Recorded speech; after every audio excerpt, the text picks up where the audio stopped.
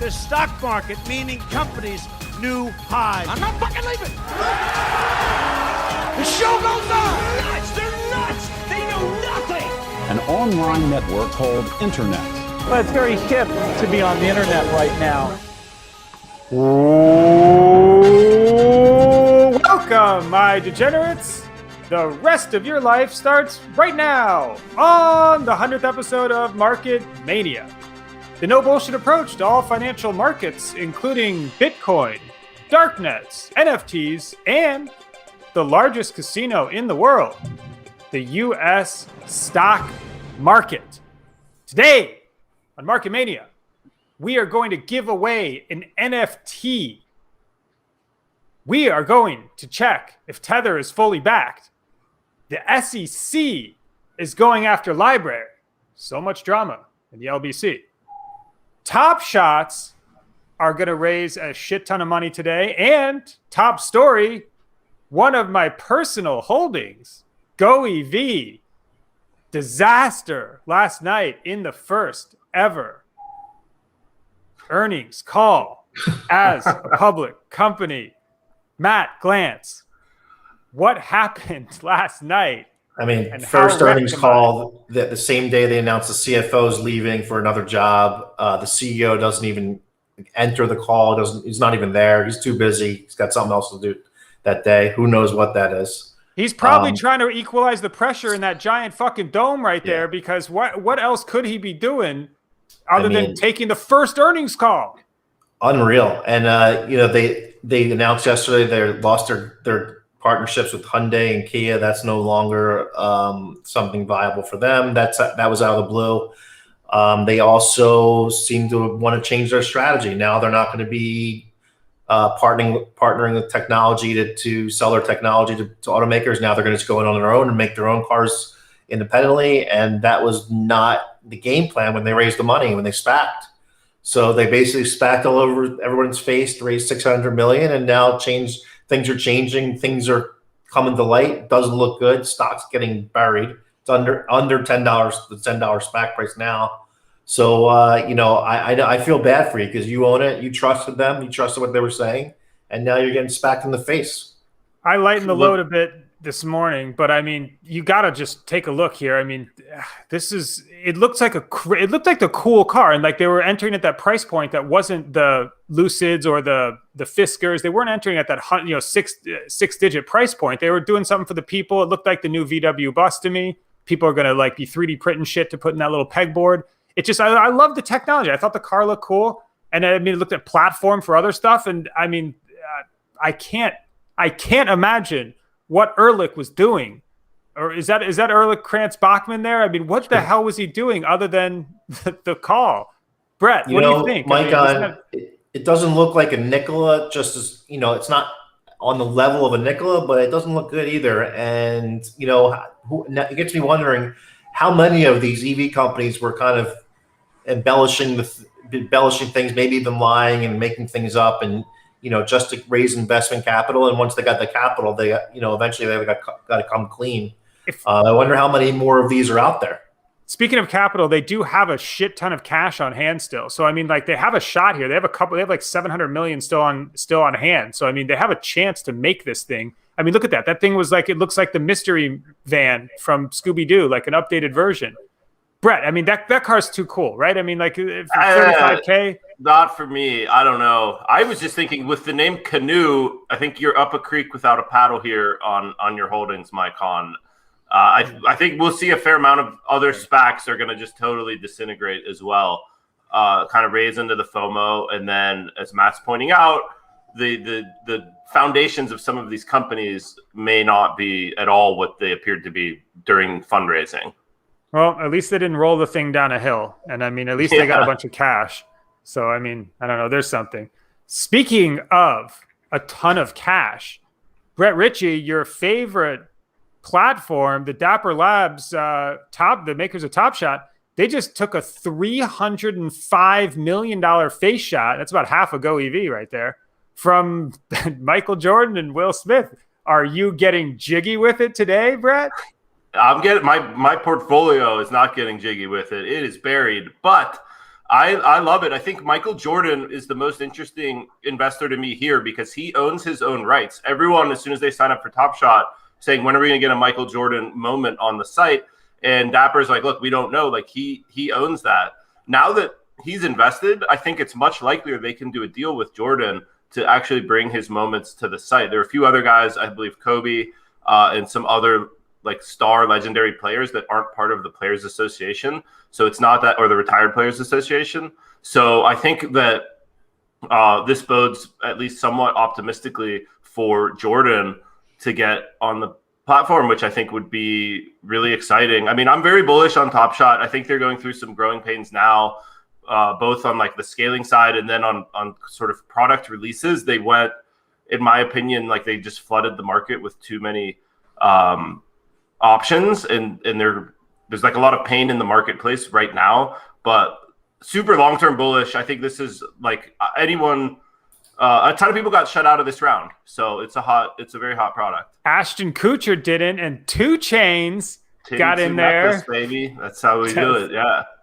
That's crazy. That's a crazy group right there. Look at that guy. Yeah. Okay. No, that guy doesn't have anything to do with it. That's just an ad. Fuck you, Business Insider. I thought that guy got money in, but anyway.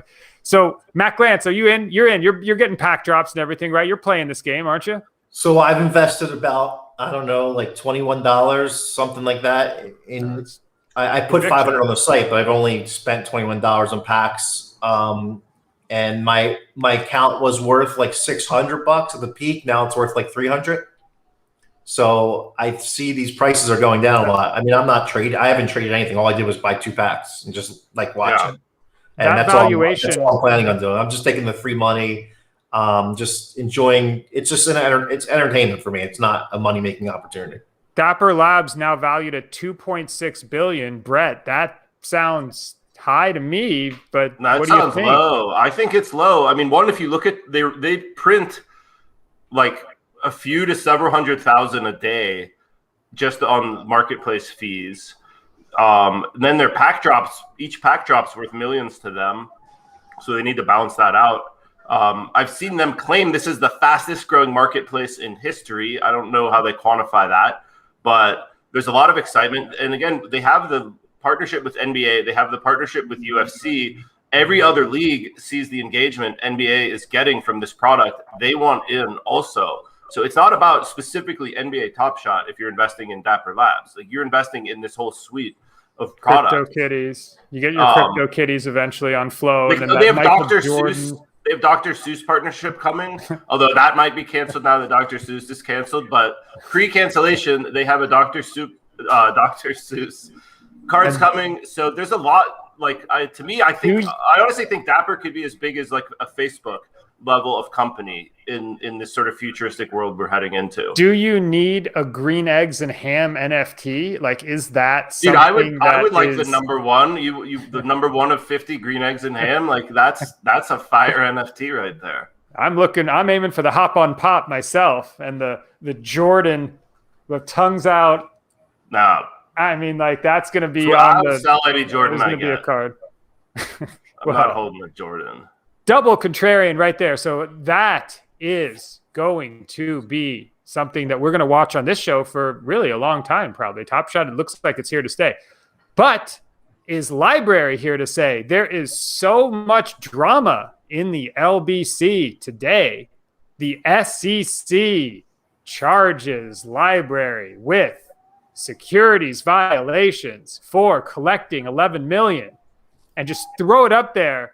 I want to hear it from the SEC, Tony, the producer. Throw that up there. The little, I clipped this. I used my phone, by the way. I'm a technology master. And then look at this.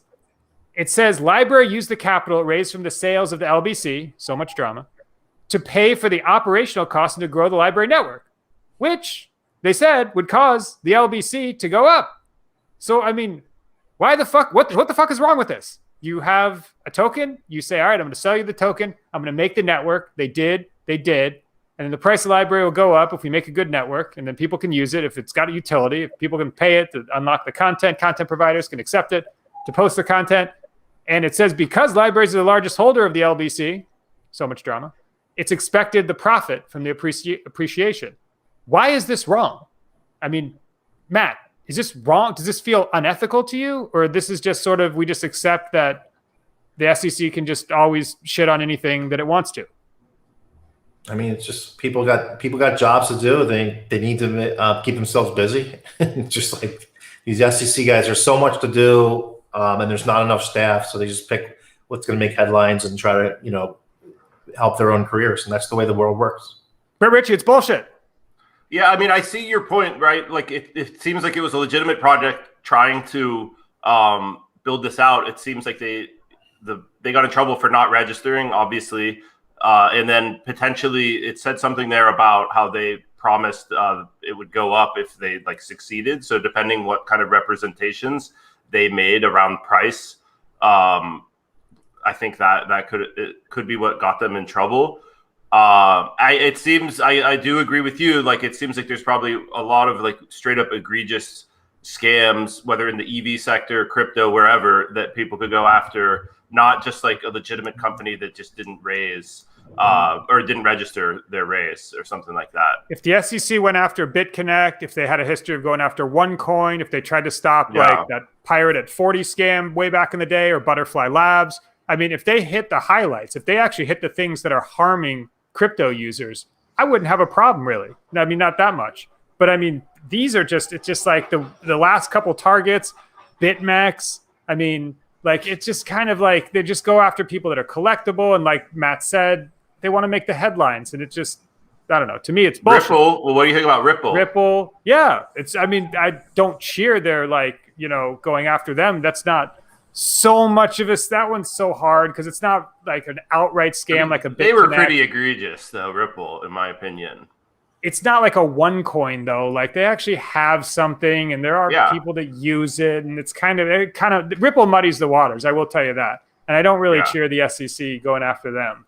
Yeah, I mean, I agree it's with not that. like the ultra actual BitConnect, BitConnect, like the actual scam, like the absolutely scam is like the ones that I guess I wouldn't have that big of a problem with, but.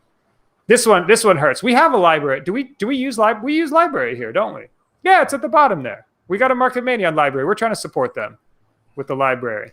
There we go. I've actually I don't think I've ever been to the library. I don't think I've ever used it. But anyway, so Tony, the producer, you're going to have to slide in here because I see a Tether backing story.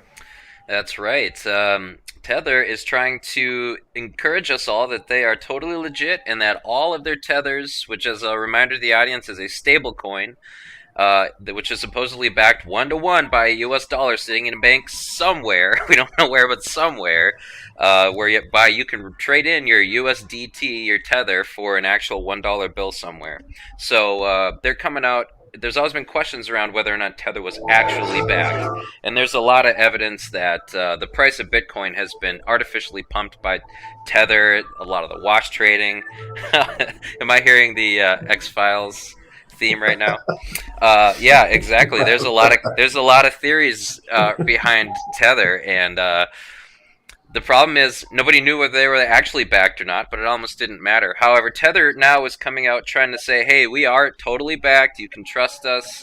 But they came out with not an audit, but what is called an attestation.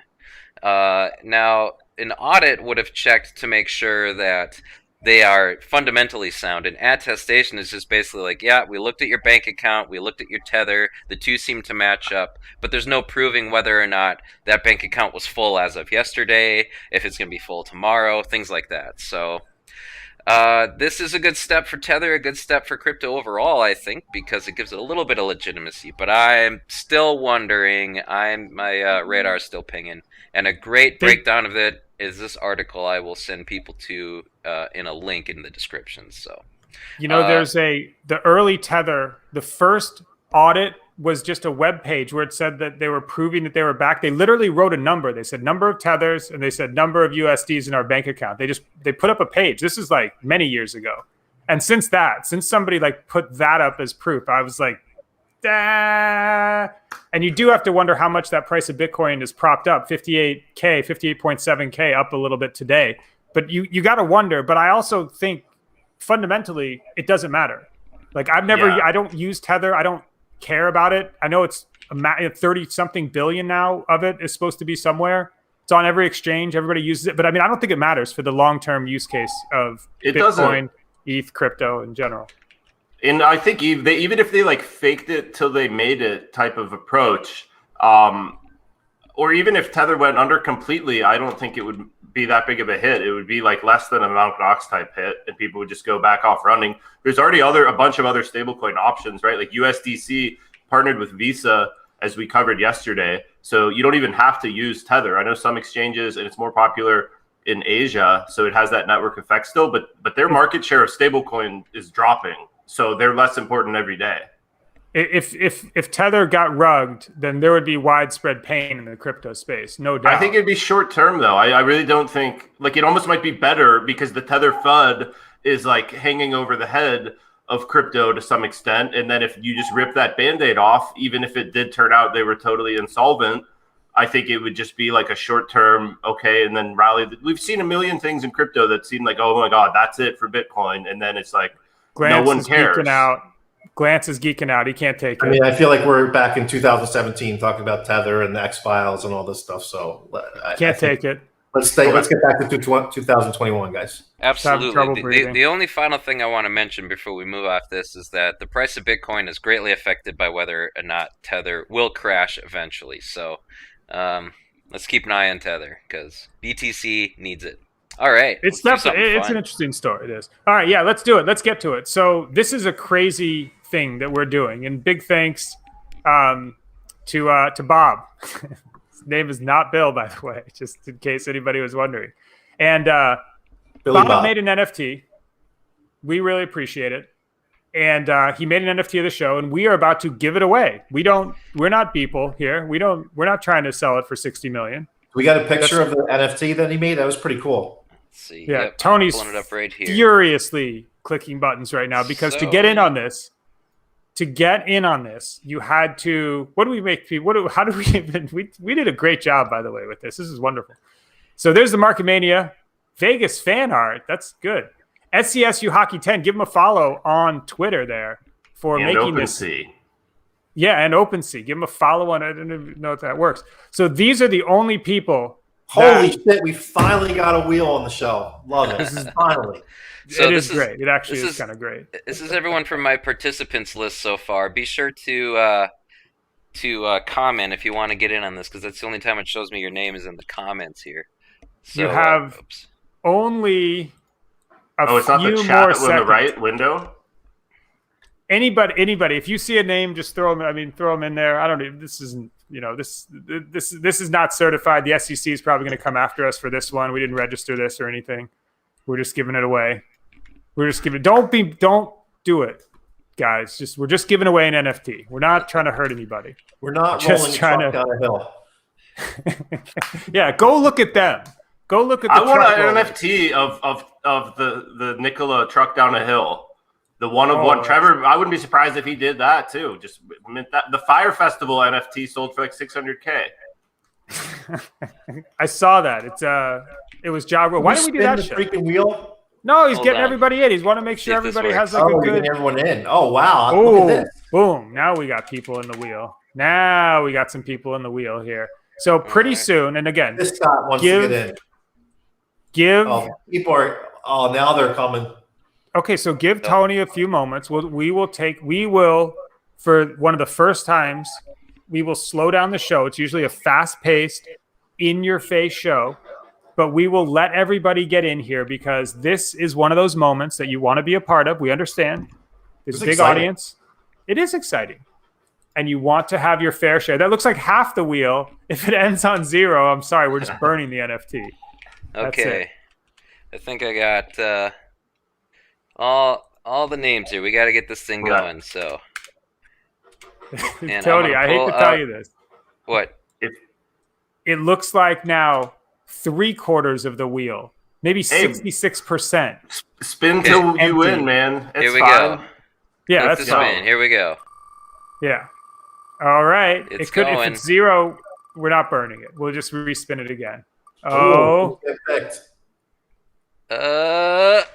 Laura Connor, Laura Connor. congratulations. You're getting the NFT. Wow, a chick. That's amazing. What's the chance that a chick won this? That's not how you're Jesus, supposed to say man. it these days. Jesus, We're actually doing a show where we're just going to escalate the show until we get canceled. So, Laura, thank you very much for Is being Laura a part- Connor the girl from Terminator from the future? That's Sarah that's Connor. Sarah Yeah. Connor. Oh, okay, okay.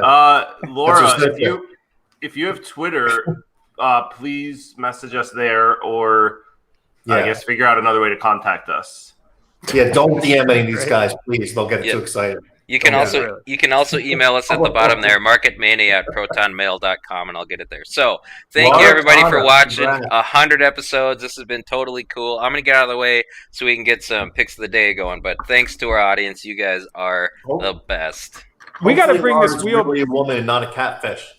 We got to bring this wheel back in the future. I don't even care because that Yeah, was exciting. I like That this wheel. actually brings. We should. Let's give away some TopShots or something. I got like a Ish Yeah. Smith. You that can we spin can the just wheel for throw the out there. topics at the beginning of the show, Mike. I do it in that order. Oh, we got it. All right. We are going to promise you right now on the fly that we are going to bring more wheels to the show. But right now, more excitement, more variance.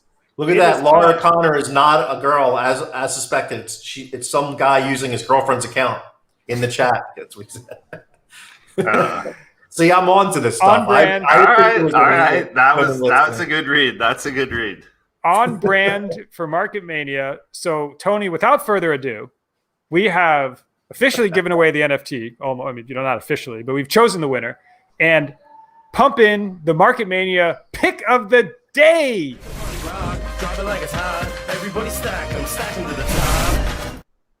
Little premature with the safety glasses, but with the wheel spinning, can never be too careful. Matt Glantz, what is your pick of the day?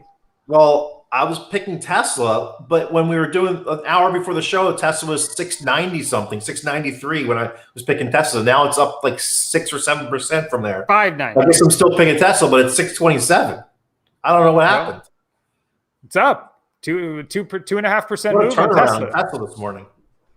All right, Brett Ritchie, pick of the day.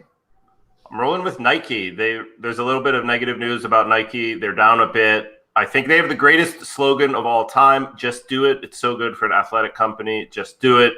And they're a behemoth. It's one of these long-term plays that I like to buy any kind of dip on because I think they're going to be so strong long-term. The Satan shoes. They said, I'm sorry, Lil Nas X can't put a drop of human blood in a 666 limited Satan shoes and piss off every single evangelical that has ever existed. Republicans buy shoes too, like Jordan said.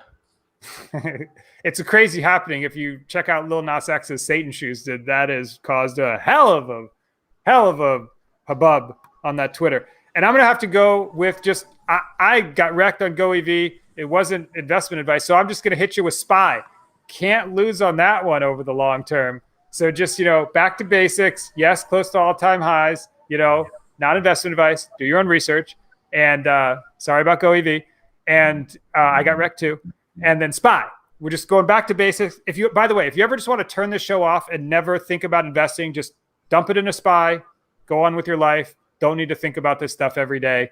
And you just get your 10% a year based on the last every 30-year period in the past. And, maybe there'll be fundamentally something that destroys that. But so far, not. That will do it for the 100th episode, Tuesday, March 30th, 2021. And we thank everybody. 100 episodes, got a wheel on the show. And we got a wheel. We now are officially a wheel-having show. We're going to leave you with one. It's a little Bloodhound Gang kind of run that I'm on. And this one is from One Fierce Beer Coaster back in my day, from the track with Rob Van Winkle, also known as Vanilla Ice, Boom. And I'm not going to lie to you, Jimmy Pop Ali, his verse hits harder. And my favorite line of it is, sneak it up like celery. Yeah, I'm stalking. I squeak like Stephen Hawking. Yeah, but I'm walking. Hits hard. Like and subscribe to this show right here on YouTube. Follow us at Market Mania Show on TikTok and Twitter. We'll see you tomorrow, if there is a tomorrow. But for now, it's lights out. I never sleep if I don't have my medicine. I never sleep if If I don't have my medicine, I never sleep. If I don't have, I never sleep. I never sleep. If I don't have my medicine, time to right the wrong. So your hands in the air if you like the song. If you're going over there, take it twice as long. Last time ain't talking about Tylenol. Oh, I bet you'd like to know. You can come around the way if you're trying to go. If you want to switch lanes for a pot of gold, or a domino, out of control. The usual, get mad cause I'm looking at your girl. switch it up. I do it so much louder than everything you've heard. Everybody heard, got the word that the world wasn't turning. Act like you're in a jury of how we're turning, where I would turn it. Can't lie like it's Mississippi burning. Don't act like you're in a daze. I imagine it look the other way. Couldn't clear space in my mind, was afraid of the time. Strobe lights like in the moonlight. I'm in the mood right now, how about